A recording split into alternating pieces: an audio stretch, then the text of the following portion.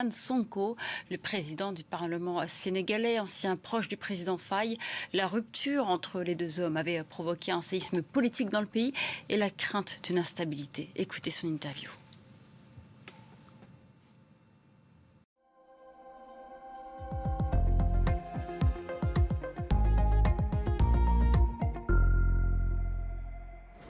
Bonjour et bienvenue sur France 24 et sur Radio France Internationale. Nous sommes à Dakar, à l'Assemblée nationale, et notre invité pour une interview exclusive est le président de l'Assemblée nationale, Ousmane Sonko. Bonjour monsieur. Bonjour monsieur. Avec moi pour cette interview, Léa Lisa Westerhoff de RFI. Ousmane Sonko, bonjour. Bonjour madame Westerhoff. 3 semaines après vous avoir limogé, le président Bassirou Diomaye Faye, lors de son dernier discours, a fait allusion aux différends qui vous opposent depuis des mois, assurant aucune querelle ne mérite que l'on déchire le pays qui nous est commun. Qu'en pensez-vous? Est-ce que cette querelle entre vous deux est allée trop loin? Est-elle en train de déchirer le Sénégal? D'abord, merci pour cette invitation. Je ne pense pas qu'il y ait querelle. Et le Sénégal est plus grand que les divergences politiques que nous pouvons avoir. Je peux rassurer tout le monde qu'il n'y aura pas de déchirure. Il peut y avoir des divergences politiques, programmatiques, mais pas de déchirure du pays. Donc le débat ne se pose pas en termes de déchirure. Le peuple sénégalais est plus grand que cela. Est-ce que pour vous, finalement, le fait d'avoir été limogé, alors vous avez dit que c'était aussi à votre demande, est-ce que ce n'est pas une bonne chose étant donné les difficultés que traverse le Sénégal en vue de votre ambition, l'élection présidentielle de 2029? Non, je ne l'apprécierai pas sous cet angle. Je pense que d'abord, cette affaire appartient désormais à l'histoire politique du Sénégal. Un homme politique, c'est une trajectoire, et cette séparation sur le plan institutionnel n'est pas l'aspect le plus marquant de ma carrière politique en réalité. Et je pense qu'aujourd'hui, je dois remercier d'abord le peuple sénégalais d'avoir porté la confiance sur un candidat que moi-même j'ai désigné, et ensuite d'avoir renouvelé cette confiance en nous donnant cette majorité écrasante à l'Assemblée nationale, et par anticipation, en me désignant à la tête de cette prestigieuse institution. Désormais, mes énergies vont être concentrées à donner à cette institution-là le rôle et la place qui est la sienne. Après, je pense que l'exécutif fera ce qu'il doit faire en vertu de ses pouvoirs constitutionnels. Le législatif le fera de manière complémentaire, parce que nous avons tous cette obligation de travailler à la réussite de ce mandat, qui est notre mandat en réalité. Donc je ne vais pas m'en dédouaner. J'ai été Premier ministre pendant 2 ans. Mon bilan parle pour moi-même, et je souhaite pour le reste de ce mandat qu'il y ait tout le succès pour le bonheur du peuple sénégalais. Vous avez dit à plusieurs reprises que Bassirou Diomaye Faye avait trahi le projet du PASTEF. Pour le moment, vous ne l'avez pas exclu. Est-ce que ça pourrait être le cas? Vous savez, les notions de trahison relèvent beaucoup plus de la morale et de l'affectif. Je préfère être sur un terrain beaucoup plus lié une notion beaucoup plus politique. C'est des engagements qui ont été pris vis-à-vis du peuple sénégalais sur 10 ans d'opposition, et dont beaucoup ont été complètement dévoyés dans la trajectoire qui a été choisie. Je préfère mettre le curseur à ce niveau-là. Je considère aujourd'hui que les engagements que nous avons pris vis-à-vis du peuple sénégalais, pour la plupart, en tout cas certains de ces engagements, ne sont pas respectés. Il n'y a pas de volonté de les respecter. Après, je ne suis pas sur le terrain de l'émotion, la trahison, je laisse ça à la morale. Mais au-delà de l'émotion, est-ce qu'une exclusion du parti PASTEF de Bassirou Diomaye Faye est à l'ordre du jour? Ça s'appréciera le moment venu. Je pense que le parti PASTEF est très structuré, très organisé. Il a des textes. Et ces textes sont très, très clairs sur les procédures à suivre, sur les griefs à mettre sur la table pour pouvoir parler de l'exclusion ou pas de quelqu'un. Donc nous n'en sommes pas encore là. Le parti appréciera. Le parti, ce n'est pas Ousmane Sonko. Et c'est les instances qui apprécieront le moment venu. Alors vous dites vouloir vous placer sur le plan des institutions. Alors, le 2 juin, vous avez affirmé, si le PASTEF veut, le gouvernement peut être censuré, mais nous ne censurerons pas. Alors est-ce que ça vaut pour tous les cas de figure, ou est-ce qu'il y a des cas où vous pourriez censurer le gouvernement, étant donné que vous avez une très large majorité? Par exemple, si le président utilise l'article 52 de la Constitution, qui lui permet de prendre des mesures exceptionnelles s'il considère que le fonctionnement des institutions est gravement menacé, ou alors sur un point de vue plus politique, si jamais il décide que les élections locales, prévues en janvier 2027, seront repoussées. Non, en réalité, je crois que mes déclarations sont plus complètes que cela. Il n'y a pas de chèque en blanc qu'on délivrerait au président de la République ou au gouvernement. J'ai dit qu'autant que possible, puisque nous ne sommes pas là pour entraver l'action de l'exécutif, autant que possible, nous ne censurerons pas. Nous ne serons pas, en tout cas, dans des logiques politiciennes de censurer pour régler des comptes ou pour affaiblir une action. Mais effectivement, si des cas nécessitent une censure, c'est une prérogative constitutionnelle de l'Assemblée nationale. Nous n'hésiterons pas à l'utiliser. Mais nous n'en sommes pas encore là. Un gouvernement vient d'être installé. Nous l'observons. Nous le laissons prendre ses marques.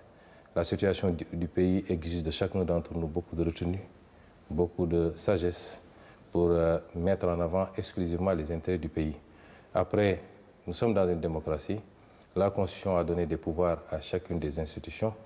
Le gouvernement, de par la Constitution, l'exécutif, de par la Constitution, définit la politique de la nation et l'exécute par son gouvernement. L'Assemblée nationale vote seule la loi, elle contrôle l'action du gouvernement et elle s'assure de la bonne exécution des politiques publiques. C'est des attributions qui sont très claires. Chacun peut dérouler sa partie. Nous n'avons pas forcément besoin d'ailleurs d'être de grands amis pour que ça marche. Il faut que chacun respecte les règles et le reste, ça ira.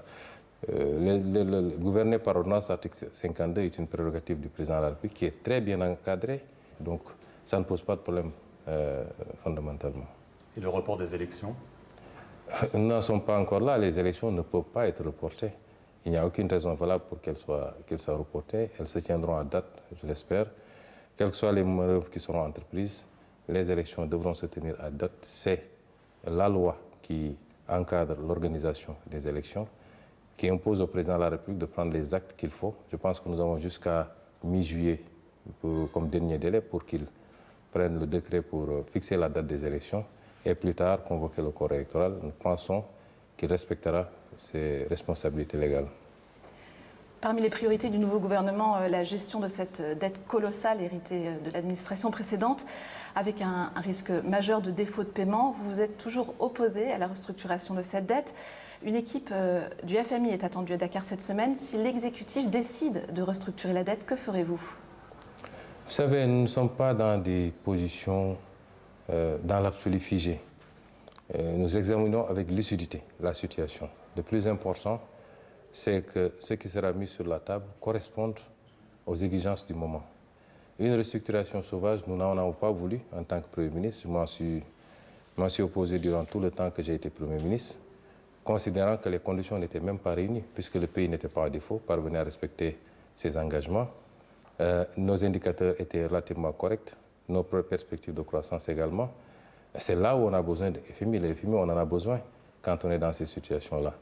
Et nous pensions qu'il y avait possibilité d'avoir un accord en ce moment avec le FMI qui semble apparemment à d'autres préoccupations que celle d'encadrer et d'aider un pays qui est dans cette situation dont nous ne sommes pas responsables, nous. Nous acceptons maintenant que l'État, c'est la continuité. Partant, je considère aujourd'hui que nous pouvons apprécier au fur et à mesure les développements. Entre-temps, il y a eu la crise dans le Golfe qui est venue s'ajouter à la crise de la dette que nous connaissions déjà. En tant que Premier ministre sortant, je sais que nous vivons une tension assez particulière. Nous apprécierons, comme je l'ai dit dans l'absolu, nous ne sommes pas là pour faire de l'entrave, mais si une solution devait être prise qui ne va pas dans le sens de l'intérêt du Sénégal, qui sacrifie nos options de changement systémique et structurel à l'autel de ratio à court terme, nous ne l'accepterons pas et ce qui relève du pouvoir de l'Assemblée nationale, nous l'utiliserons pour dire non. Mais vous dites que vous êtes fier de votre bilan. Vous avez beaucoup parlé de souveraineté économique. Or, la dette, vous avez continué à vous endetter auprès de bailleurs internationaux, publics, privés. Est-ce que vous ne regrettez pas, finalement, cette dette que vous avez découverte, cachée? Est-ce que vous ne regrettez pas d'avoir demandé, de ne pas avoir demandé son annulation pure et simple, mais plutôt d'entrer dans des négociations qui semblent s'enliser? Est-ce que c'est un regret? Vous savez, nous avons fait une option, celle de partir sur une bonne base et non pas de dissimuler des chiffres parce que ça nous aurait rattrapé tôt ou tard et on serait peut-être dans une situation de certains pays une situation ingérable. Nous avons vu le cas de la dette grecque il y a quelques années. Après, une fois qu'on a révélé les vrais chiffres, il faut gérer. La dette, c'est des échéances. C'est un service qu'il faut gérer et qui n'attend pas.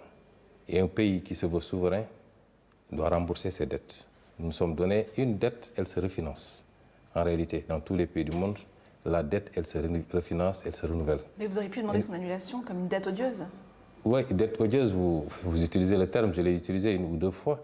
C'est toute une procédure. Je n'avais pas tous les leviers. Quand je parlais à certaines occasions, je parlais en tant que chef de parti politique qui donne son opinion. N'oubliez pas que j'étais simple Premier ministre. Les pouvoirs du Premier ministre sont extrêmement limités dans ce pays. Vous étiez en désaccord avec le président sur ce sujet? On n'en a jamais discuté. On a toujours été en phase sur la gestion de la dette jusqu'à notre dernière discussion où la question a été soulevée et qu'il m'a confirmé que la ligne n'a pas changé. Nous allons voir ce qui va se passer dans les semaines ou mois à venir. Cette dette, elle est effectivement pour partie odieuse. Il faut du courage politique pour poser ce débat-là et j'espère que j'ai eu à me prononcer sur cela à plusieurs reprises à travers mes interventions en tant qu'homme politique. J'espère simplement que l'exécutif actuel prendra ses responsabilités pour aller dans ce sens et discuter pour effectivement l'annulation d'une partie de la dette. Ça a été proposé. Ça a été proposé. Et pas retenu. Dans votre bilan, à la tête du gouvernement, il y a aussi la gestion de la crise universitaire. Est-ce que vous regrettez d'avoir autorisé l'intervention des forces de l'ordre sur le campus de l'université Cheikh Anta Diop? Un étudiant a été tué, personne n'a été tenu responsable. Est-ce que ce n'est pas une tâche sombre sur votre mandat? Non, que nenni. Personne n'a été tenu responsable. Vous concluez vite. Il y a une enquête qui a été ouverte. Et de manière très diligente, pour la première fois, ces situations se posent et les autorités prennent immédiatement la responsabilité de diligenter une enquête qui est aujourd'hui sur la table du procureur. Donc vous ne pouvez pas dire que personne n'a été tenu responsable. On n'en connaît pas encore les conclusions. On n'en connaît pas encore les conclusions. Il y a deux choses. Il y a le souci de maintenir l'ordre public. Et ça, à chaque fois que mes responsables te mettront devant, je prendrai toutes les dispositions. Et les méthodes ou les pratiques de certaines forces de défense et de sécurité que nous avions dénoncées nous-mêmes, notamment l'usage disproportionné de la force. Vous l'affirmez? C'était le cas, mais pas pour... En attendant les conclusions de l'enquête qui nous dira, de l'instruction qui nous dira ce qui s'est passé réellement et qui est à la base du décès de l'étudiant, je considère, pour des images que j'ai vues moi, et je l'ai dit ici sur la tribune de l'Assemblée nationale en tant que Premier ministre, je considère quand même qu'il y a eu un usage disproportionné. Quand on prend des jeunes désarmés au milieu de forces de l'ordre et qu'on les bastonne publiquement, c'est un usage disproportionné de la force. Je vais en venir à la question de l'homosexualité. La loi a doublé les peines pour les relations homosexuelles. Ça a suscité de vives critiques aux Nations Unies, notamment en France. Il y a eu plus d'une centaine d'arrestations. On regarde les téléphones portables des gens. Pourquoi cette chasse aux homosexuels au Sénégal? Il n'y a pas de chasse aux homosexuels. Il y a une loi sénégalaise qui date de plus de 30 ans. Vous semblez vouloir faire croire que c'est une loi nouvelle. Non. C'est les peines qui ont été corsées. La loi est là depuis l'époque du président Léopold Sédar Senghor, avec les mêmes incriminations de la pratique de l'homosexualité. Donc la loi, elle n'est pas venue avec nous. Elle est là. Ces arrestations. Il y a eu des arrestations dans le passé, rappelez-vous. Dans le passé, il y a eu des arrestations et les arrestations ont démarré avant le vote du durcissement des peines pour l'homosexualité, rappelez-vous. Et c'est parti de deux choses. Le phénomène, la pratique de l'homosexualité associée à la transmission volontaire du VIH. La presse occidentale semble vouloir occulter ce deuxième aspect qui est extrêmement important, la transmission volontaire du VIH. Donc, le Sénégal est un pays souverain. Il n'a pas à se justifier des lois qu'il prend, ni devant l'Occident, ni devant personne. La France a pris des lois que le Comité des droits de l'homme des Nations Unies a considérées comme étant attentatoires aux droits humains, notamment sur le hijab, sur les mineurs. Vous ne nous avez pas entendu nous prononcer, ni notre presse. Nous attendons la même courtoisie, le même respect de la France et de l'Occident. Nous sommes dans un pays qui a ses croyances religieuses, ses convictions culturelles, qui est un pays souverain, qui légifère souverainement sur ce qu'elle considère être rejeté par sa société. Et je pense que ça ne doit pas faire l'objet de débat. Vous n'allez pas revenir sur cette loi, vous avez même parlé de la renforcer. Ah non, revenir sur cette loi, pourquoi? Parce que la France n'en veut pas. Cette loi, si il y a nécessité de la renforcer, on la renforcera. Mais on n'y reviendra absolument pas. Est-ce que vous serez, quoi qu'il arrive, candidat à la présidentielle de 2029? Il est très prématuré de parler des candidatures. Je vois beaucoup d'initiatives qui parlent de candidature d'Ousmane Sonko en 2029. Je souhaiterais attendre le moment, parce que j'ai un parti politique qui investira le candidat qu'il souhaitera investir. Nous n'en sommes pas encore là. On connaît le résultat quand même. Attendons de voir. Est-ce que vous pensez que le président va vouloir se représenter? Vous avez beaucoup échangé avec lui, même si ça a été sans doute un petit peu compliqué. Est-ce que vous pensez qu'il va y aller et est-ce que vous irez dans ce cas-là contre lui? Non, je ne m'occupe pas de la candidature du président. Je pense qu'il a son chemin à faire, j'ai le mien à faire. Je ne vais pas être là à épiloguer sur une probable candidature du président sortant, du président en exercice. Monsieur le Président, dernière question d'actualité. En 2002, le Sénégal battait la France en match d'ouverture de la Coupe du Monde. La France était tenante du titre à l'époque. Les deux nations vont se rencontrer à nouveau pour leur premier match de Coupe du Monde. Je vais évidemment vous demander votre pronostic pour ce match. Je pense que le Sénégal va gagner. Je le souhaite en tout cas comme tous les Sénégalais.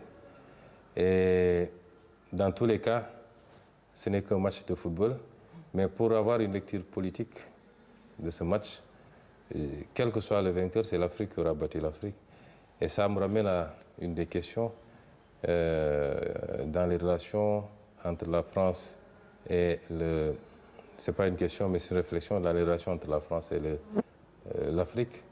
Rien qu'à voir la configuration de l'équipe nationale française nous ramène à comprendre où se trouve le besoin en réalité. Et le message que je lance toujours aux Africains, c'est que si on sait connaître notre valeur et l'assumer, nous avons la ressource naturelle, nous avons la ressource humaine avec une démographie assez galopante, une population essentiellement jeune. Nous avons le positionnement. Si nous savons reconnaître notre propre valeur, je pense que l'échelle des besoins ne se situe pas là où on pense. Et ça ramènera le débat sur l'immigration, ça ramènera le débat sur tout un tas de problématiques qui peuvent exister entre l'Occident de manière générale et l'Afrique. Ousmane Sonko, merci. Je vous remercie. Merci d'avoir suivi cet entretien sur nos deux antennes de Radio France Internationale et France 24.